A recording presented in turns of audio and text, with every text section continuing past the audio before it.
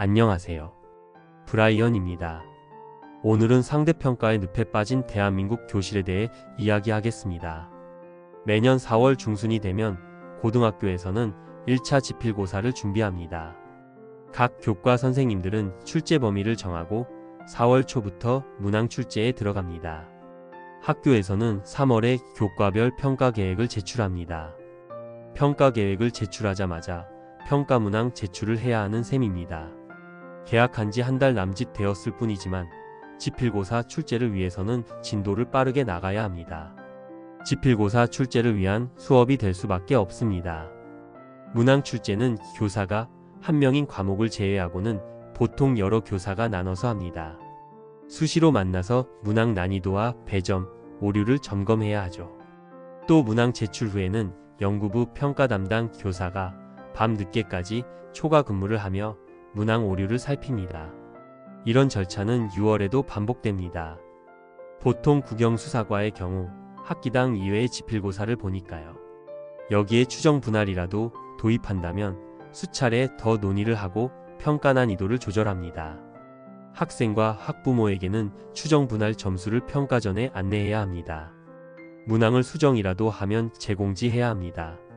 이제 고등학교는 학기 내내 평가 관련 업무로 쉴 틈이 없어집니다. 상대평가가 만들어 놓은 학교의 모습입니다. 고등학교 지필고사의 명칭은 잘못됐습니다. 지필이라고 하지만 컴퓨터용 사인펜으로 5개의 선택지 중 하나에 마킹하는 OMR 시험입니다. 물론 학기당 논술평가를 35% 이상 포함해야 하기 때문에 지필고사에서도 논술형 문항이 있습니다만 20문항에서 25문항 정도는 오지선다, 객관식으로 대부분 출제됩니다. 해가 갈수록 학생들의 선행 수준이 높아지기 때문에 지필고사 지문의 양도 증가합니다.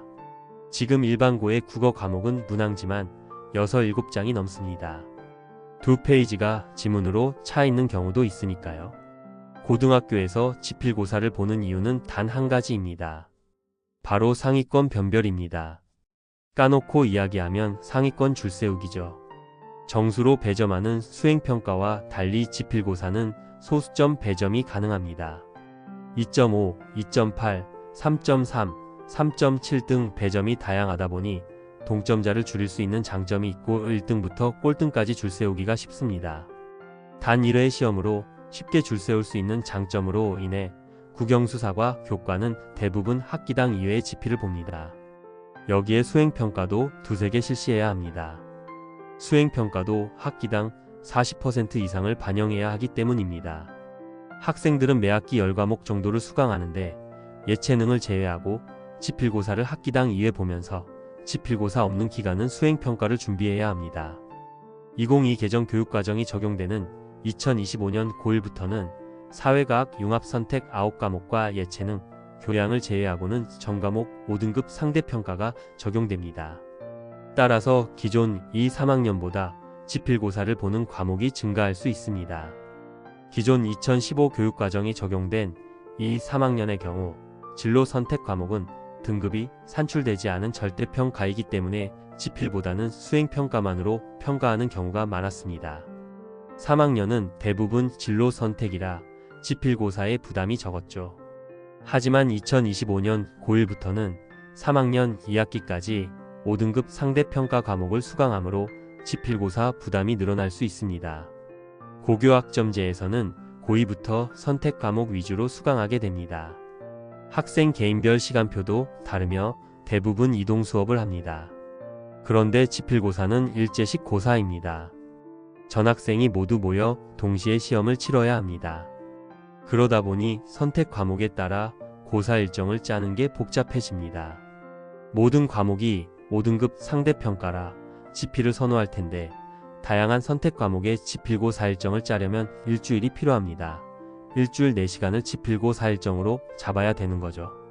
학생들의 선택 조합이 다양하다 보니 어쩔 수 없는 상황이며 교사들의 감독 시수 또한 늘어나게 됩니다. 고교학점제에서는 대강의실에서 강의실별로 지필고사를 실시하거나 교과 수업 시간에 시험을 치르지 않으면 지필고사 일정을 줄일 수 없습니다. 선택교과의 강의실 중심인 고교학점제와 학급 수업 중심인 지필고사 체제가 서로 맞지 않기 때문에 발생하는 문제입니다. 예전에야 한반 모든 학생이 윤리와 사상을 수강하고 일본어를 수강하기 때문에 지필고사를 함께 봐도 됐지만 이제는 반별이 아닌 강의실별로 학생들이 수강하기 때문에 지필고사도 강의실별로 바뀌어야 하는 것입니다. 대학 중간고사처럼 말이죠. 저는 상대평가야말로 교육적 가치가 전혀 없는 평가라고 생각합니다.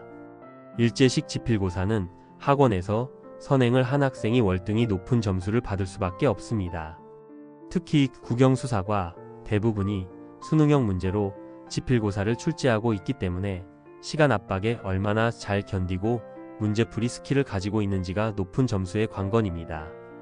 그래서 수업 시간에는 엎어져 자거나 소극적인 학생인데도 불구하고 지필평가에서 압도적인 성적을 나타내는 학생들을 보면 교사들은 당혹감을 감출 수가 없습니다. 보통 수행평가가 50% 이상 비중을 차지하지만 등급의 당락은 지필고사로 판가름 나기 때문에 수행평가 만점인 학생도 지필을 망치면 높은 등급을 받을 수 없습니다.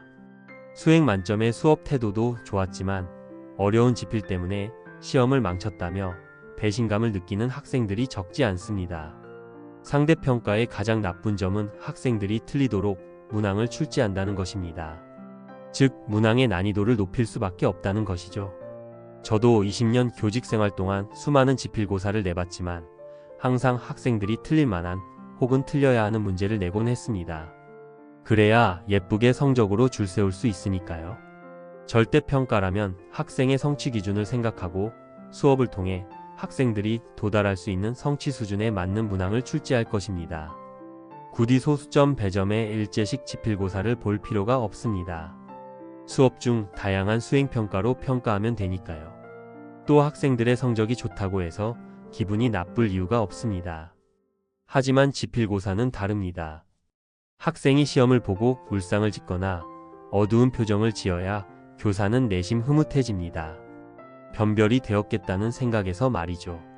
아직도 수행평가는 변별이 불가하니 대충 점수를 주고 지필고사에서 난이도를 높여서 학생을 변별하는 선생님들이 적지 않을 것입니다.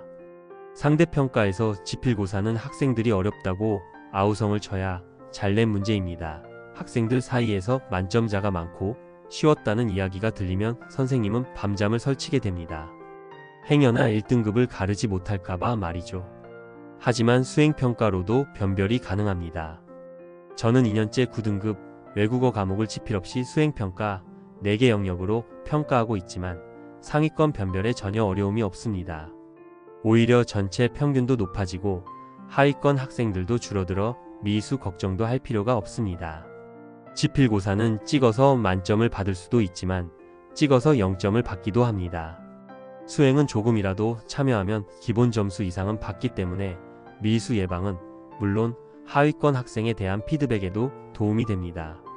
그런데 왜 많은 교과에서는 아직도 지필을 고집하고 수행으로는 변별을 하지 않는 걸까요? 그 이유는 첫째, 정수 배점에 대한 두려움입니다. 수행평가는 소수점이 아닌 정수로 배점을 합니다. 그러다 보면 동점자가 많이 나올 수 있어 상위권 변별에 어려움이 발생합니다. 물론 정수 배점이라도 한 개 영역에서 4-5개 평가 요소로 배점을 하면 동점자를 크게 줄일 수 있습니다. 둘째는 수행평가에 대한 고민 부족입니다. 대부분 지필고사로 쉽게 학기말 변별이 가능하기 때문에 수행평가는 퍼주는 평가, 다 주는 평가로 인식하는 경우가 많습니다.